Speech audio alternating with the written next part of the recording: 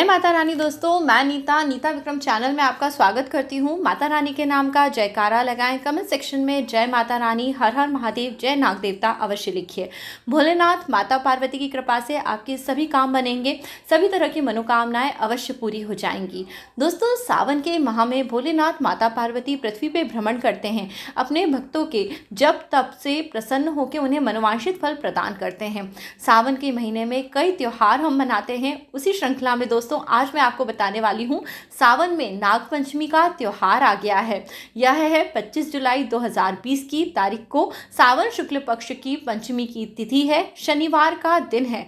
दोस्तों, बहुत ही विशेष शुभ मुहूर्त में ये त्योहार आया है। इस दिन पे आप सभी को नाग देवता का पूजन करना है और गौ माता को एक ऐसी विशेष चीज़ खिलानी है जिससे कि आपको नाग पंचमी के पूजन का अद्भुत फल प्राप्त होगा। जिन लोगों के जीवन में इस समय पे कोई कष्ट परेशानी चल रहे हैं, जिन लोगों को धन मान सम्मान से बहुत ज़्यादा परेशान है, किसी भी तरह की तकलीफ है, उनके लिए दोस्तों बहुत विशेष उपाय लेके आई हूँ जिसे करने से आपके जीवन के बड़े बड़े कष्ट दूर हो जाएंगे। राहु केतु शनि जैसे ग्रहों के कारण जो दोष जनित होता है वो इस दिन पे पूजा करने से दूर हो जाता है। इसलिए इस वीडियो को बहुत ध्यान से देखिए, आसानी से करने वाले छोटे छोटे उपायों को जरूर कर लीजिए। जल्दी से दोस्तों नीता विक्रम चैनल सब्सक्राइब करिए, वीडियो के नीचे बने हुए लाल रंग के सब्सक्राइब के बटन को प्रेस करिए, बाजू बनी हुई घंटी और बेल के आइकन को प्रेस करिए। इससे आपको नीता विक्रम चैनल पे होने वाले सारे वीडियोस के नोटिफिकेशन आएंगे, जिससे व्रत पूजा पाठ त्योहार से संबंधित सभी जानकारियां आपको निःशुल्क प्राप्त होंगी और इससे आपसे पूजा पाठ में कोई गलती भी नहीं होगी। आज का वीडियो यदि अच्छा लगता है तो इसे लाइक कर लीजिए, फैमिली फ्रेंड्स में सबके साथ ज़रूर शेयर करिए। पूजा पाठ की बातें आप जितना ज़्यादा एक दूसरे से शेयर करते हैं उतना ही ज़्यादा आपके जीवन में सुख और शांति बढ़ती है। चलिए दोस्तों, वीडियो शुरू कर लेते हैं। नागपंचमी की तिथि कब से प्रारंभ हो रही है और इसका समापन कब होगा, सबसे पहले ये बता देती हूँ। नागपंचमी का पूजन आपको 25 जुलाई 2020 शनिवार के दिन पे करना है। तिथि का प्रारंभ 24 जुलाई को दिन में 2:34 पे होगा और इस तिथि की समाप्ति 25 जुलाई को 12:02 पे हो जाएगी। इसलिए इसमें कोशिश करिए कि जो भी आप नागपंचमी का पूजन कर रहे हैं वो 12 बजे से पहले पहले कर लें। नागपंचमी का पूजन करने के लिए हम नाग देवता बनाते हैं। दोस्तों, यदि आपके पास कोई चांदी का तार हो तो आप उससे पूजन करिए। पत्तों का दोना बना लें, कहीं से भी जो भी आपको पत्ते मिल जाएं उनको आप दोने का आकार दे दें। दोने और पत्तल आपने देखे ही होंगे और उसमें नाग देवता रखें। उन पे 1-2 बूंद ठंडा दूध डाल दीजिए, कच्चा दूध जो भी आपके घर में है।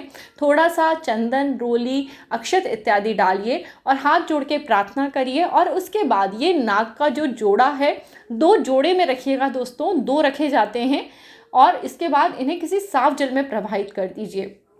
ये नागपंचमी के पूजन का सबसे आसान तरीका है। इस तरह से आप नागपंचमी का पूजन कर लीजिए। यदि आप ये चांदी के सर्प नहीं ला पाते हैं तो इनकी जगह पे कई लोग अपने घर के मुख्य द्वार पे गोबर से सर्प की आकृति निर्मित करते हैं और उनका पूजन करते हैं। आप उस तरह से भी पूजन कर सकते हैं। इस दिन पे खीर बनाई जाती है। दोस्तों, यदि आप खीर बनाते हैं तो उसे गरीबों को दान करना बिल्कुल मत भूलिए। ये एक अचूक उपाय है। ऐसा करने से आपके जीवन में जो भी कष्ट आ रहे हैं वो दूर हो जाते हैं। साथ ही साथ यदि आप चांदी के नाग नागिन को साफ जल में प्रवाहित करते हैं तो जिन लोगों के जीवन में इस समय पे काल सर्प दोष है, बहुत सारी परेशानियां चल रही हैं, शनि राहु केतु इन ग्रहों के कारण मानसिक स्थिति और धन की स्थिति अगर अच्छी नहीं है तो उन्हें भी राहत मिलेगी। अब दोस्तों, एक विशेष उपाय आ रहा है, जबकि मैं आपको बता रही हूँ गाय को एक छोटी सी चीज़ खिलाना है आपको, जिससे कि आपकी ज़िंदगी बदलने वाली है। नागपंचमी के पूजन के दिन पे दोस्तों आप यदि गाय को एक डेली गुड़ खिलाते हैं तो आपको बहुत ही शुभ परिणाम प्राप्त होते हैं। दोस्तों, गुड़ को खिलाने से या गुड़ का दान करने से विशेष प्रभाव होता है, क्योंकि इससे आपका गुरु ग्रह अच्छा हो जाता है। गाय का पूजन इत्यादि करने से भी आपका गुरु ग्रह अच्छा होता है। जिन लोगों को भी धन संपदा से संबंधित कोई भी परेशानी आ रही थी उन्हें गाय को एक डेला गुड़ इस दिन पे खिला देना है, जिससे कि उनकी ये परेशानी दूर हो जाएगी। इस पूजन को आप कर लीजिए। अब दोस्तों, इसके अलावा मैं आपको और भी विशेष कुछ बातें बता रही हूँ जिन्हें आप ध्यान से सुनिए, क्योंकि दोस्तों नाग पंचमी का दिन बहुत ही खास होता है। इसलिए इस दिन पे कुछ मंत्रों का जाप ज़रूर करा जाना चाहिए। मंत्र जाप की विशेष कुछ विधि होती है। आप अपने साफ आसन को लगा लीजिए। जो भी आपके पास आसन है, पीले सफ़ेद रंग का आसन होगा तो बहुत अच्छी बात है, क्योंकि हम जब शिव जी का जाप करते हैं उसमें हल्के रंग का आसन होना बहुत अच्छी बात है। है, पर यदि आपके पास नहीं है तो आप लाल रंग के आसन पे भी बैठ सकते हैं। और दोस्तों, आपको मैं एक अचूक मंत्र बता रही हूँ जिसका जाप करने से यदि आपको कोई भी परेशानियाँ चल रही हैं, जिनके निमित्त आप ये जाप करना चाहते हैं, आप भोलेनाथ के समक्ष ज़रूर बोलिए, मेरी इन परेशानियों को हे भगवान, हे भोलेनाथ ज़रूर हर लेना, और इस जाप को करिए। आपको मैं सबसे पहला मंत्र बता रही हूँ, ओम रुद्राय नमः, ओम रुद्राय नमः, ओम रुद्राय नमः। समझ में आया आपको दोस्तों? इस मंत्र का कम से कम 5 माला आप जाप करिए, अद्भुत फल की प्राप्ति होगी। अब मैं आपको दूसरा मंत्र बता देती हूँ, ये है महामृत्युंजय का मंत्र। इसका जाप करने से स्वास्थ्य लाभ होगा। अगर आपको किसी भी तरह का नुकसान, घाटा हो रहा है, कोई भी परेशानी, कष्ट चल रहा है, उससे भी आपको मुक्ति मिलेगी।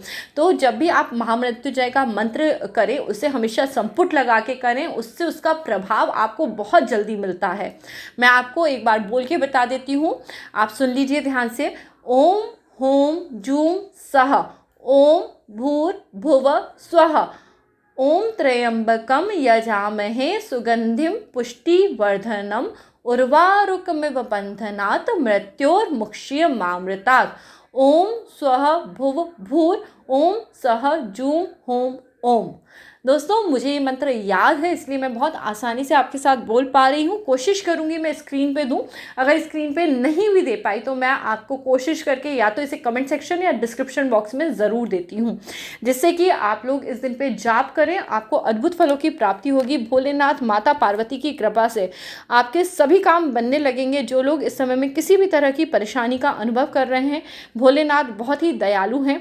आप अपने अहंकार को त्याग के, अपनी बुरी आदतों का त्याग करके भोलेनाथ का स्मरण करिए और जाप इत्यादि करिए, आपको अद्भुत फलों की प्राप्ति होगी। अब दोस्तों, लोक कथाओं से संबंधित नागपंचमी की एक छोटी सी कथा आपको सुना देती हूँ। बिल्कुल श्रद्धा भक्ति भाव के साथ कथाओं का श्रवण करना चाहिए, उनका सार ग्रहण करना चाहिए।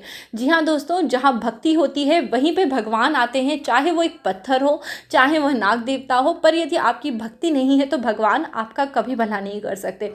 इसलिए जब भी पूजा पाठ करिए, अपने सर्वस्व, अपने अहंकार का त्याग जरूर कर दीजिए। प्राचीन काल में एक सेठ जी के 7 पुत्र थे। 7 के विवाह हो चुके थे। सबसे छोटे पुत्र की पत्नी श्रेष्ठ चरित्र की, विदुषी और सुशील थी, परंतु उसके भाई नहीं था। एक दिन बड़ी बहू ने घर लीपने को पीली मिट्टी लाने के लिए सभी बहुओं को साथ चलने को कहा। सभी थालियां, खुरपी मिट्टी खोदने लगीं। तभी वहाँ एक सर्प निकला, जिसे बड़ी बहू खुरपी से मारने लगी। यह देखकर छोटी बहू ने उसे रोकते हुए कहा, मत मारो इसे, यह बेचारा निरपराध है। यह सुनकर बड़ी बहू ने उसे नहीं मारा। तब सर्प एक और जा बैठा। तब छोटी बहू ने उससे कहा, हम अभी लौटकर आती हैं, तुम यहाँ से मत जाना। यह कहकर वह सबके साथ मिट्टी लेकर घर चली गई। वहाँ कामकाज में फंसकर सर्प को जो वादा किया था उसे भूल गई। उसे दूसरे दिन वह बात याद आई, सबको साथ लेकर वहां पहुंची और सर्प को उसी स्थान पर बैठा देखकर बोली, सर्प भैया नमस्कार। सर्प ने कहा, तू भैया कह चुकी है, इसलिए तुझे छोड़ देता हूँ, नहीं तो झूठी बात कहने के कारण अभी तुझे डस लेता। वह बोली, भैया मुझसे भूल हो गई, उसकी क्षमा मांगती हूँ। तब सर्प बोला, अच्छा तू आज से मेरी बहन हुई और मैं तेरा भाई, तुझे जो मांगना है मांग ले। वह बोली, भैया मेरा कोई नहीं है, अच्छा हुआ जो आप मेरे भाई बन गए। कुछ दिन व्यतीत हुए। वह सर्प मनुष्य का रूप धारण कर उसके घर आया। बोला, मेरी बहन को भेज दो। सर्प ने कहा, इसका तो कोई भाई नहीं था। तो वह बोला, मैं दूर के रिश्ते में इसका भाई हूँ, बचपन में ही बाहर चला गया था। उसने विश्वास दिलाया। घर के सब लोगों ने छोटी को उसके साथ भेज दिया। उसने मार्ग में बताया, मैं वही सर्प हूँ जिसके प्राणों की रक्षा तुमने करी थी, इसलिए तुम डरना नहीं। जहाँ भी तुम्हें चलने में दिक्कत हो वहाँ मेरी पूंछ पकड़ लेना। उसके कहे अनुसार इसी प्रकार वह उसके घर पहुँच गई। वहाँ धन ऐश्वर्य को देखकर वह चकित रह गई। एक दिन सर्प की माता ने उससे कहा, मैं एक काम से बाहर जा रही हूँ, तो अपने भाई को ठंडा दूध पिला देना। उसे यह बात ध्यान न रही। उसने गर्म दूध पिला दिया, जिससे उसके मुंह में छाले काले पड़ गए। यह देखकर सर्प की माता बहुत क्रोधित हुई, परंतु सर्प के समझाने पर शांत हो गईं। तब सर्प ने कहा, बहन अब उसके घर भेज देना चाहिए। तब सर्प ने और उसके पिता ने उसे बहुत सा धन, हीरे जवाहरात, आभूषण देकर उसके घर पहुंचा दिया। इतना सारा धन देखकर बड़ी बहू को बहुत ईर्ष्या हुई। सर्प ने छोटी बहू को हीरे और मणियों से जड़ा हुआ एक अद्भुत हार भी दिया था। उसकी प्रशंसा उस देश की रानी ने भी सुनी। वह राजा से बोली, सेठ की छोटी बहू का हार यहाँ मंगवा लीजिए। राजा ने मंत्री को हुक्म दिया, उससे वह हार लेकर शीघ्र यहाँ आ जाओ। मंत्री ने सेठ जी से जाकर कहा, महारानी जी को छोटी बहू का हार चाहिए, वह आप मुझे लाकर दे दीजिए। सेठ जी ने डर के कारण छोटी बहू से हार मंगा कर दे दिया। अब छोटी बहू दुखी हो गई और दुखी होकर सर्प भाई को याद करने लगी, प्रार्थना करने लगी, भैया रानी ने मेरा हार छीन लिया है, तुम कुछ ऐसा करो कि वह हार उसके गले में जब जाए तो वह सर्प बन जाए, वह खुद ही मुझे वो हार लौटा दे, तब वह हीरे और मणियों का हो जाए। सर्प ने ठीक वैसा ही करा, जैसा कि रानी ने जब उस हार को पहना तो वो सर्प बन गया। यह देखकर रानी चीख पड़ी और रोने लगी। यह देख जब राजा ने सेठ के पास खबर भेजी तो छोटी बहू को तुरंत वहां भिजवाया गया। सेठ जी डर गए थे कि राजा न जाने क्या करेंगे। वे स्वयं छोटी बहू को साथ लेकर राजमहल गए। राजा ने छोटी बहू से पूछा, तुमने ऐसा क्या जादू किया हुआ है, इसके लिए मैं तुम्हें दंड दूंगा। छोटी बहू बोली, राजा यह तो बहुत ही गलत बात है, यह हार मेरा है और जब मैं इसे पहनूंगी तो आप देखिएगा ये पुनः हीरे और मणियों का बन जाएगा। यह सुनकर राजा को भी आश्चर्य हुआ और उन्होंने छोटी बहू को उनका हार पहनने के लिए दे दिया। जैसे ही छोटी बहू ने उस हार को पहना वह हीरे और मणियों का हो गया। यह देखकर राजा उसकी बात पर विश्वास करने लगे और प्रसन्न होकर उसे बहुत सी सोने की मुद्राएं दी और पुरस्कार भी दिया। अब छोटी अपने घर पे आ गई, हार और उन सभी पुरस्कारों को संभाल के रख लिया। उसके धन को देखकर बड़ी बहू को बहुत ईर्ष्या हुई। उसके पति को सिखाया कि छोटी बहू के पास बहुत धन आ गया है। यह सुनकर उसके पति ने अपनी पत्नी को बुलाकर कहा कि ठीक ठीक बताओ, यह सारा धन तुम्हें किसने दिया है, वह कौन है। तब वह सर्प को याद करने लगी। उसी समय सर्प वहां प्रकट हो गया। यदि मेरी धर्म बहन के आचरण पे आप इस तरह संदेह करेंगे तो मैं आपको खा लूंगा, ऐसा उसने छोटी बहू के पति से कहा।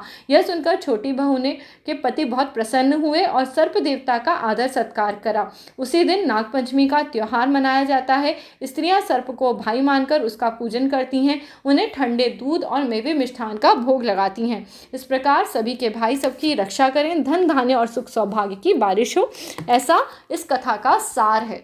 तो दोस्तों, यदि आपको नागपंचमी की यह कथा अच्छी लगी है तो इस वीडियो को लाइक ज़रूर कर लीजिए और नीता विक्रम फैमिली चैनल को भी सब्सक्राइब करिए। दोस्तों, आप देख सकते हैं आज मैंने वहाँ पे एक नया वीडियो डाला है जिसमें मैंने बताया है चेहरे को किस तरह से चमकाया जा सकता है या चेहरे का ग्लो किस तरह से आता है। इस तरह के और वीडियो देखने के लिए मेरे दूसरे channel Nita Vikram family channel को भी जाइए और सब्सक्राइब करिए। इसी तरह मेरे साथ जुड़े रहिए और यहाँ आज का वीडियो यदि आपको अच्छा लगा है तो इसे भी लाइक करिए।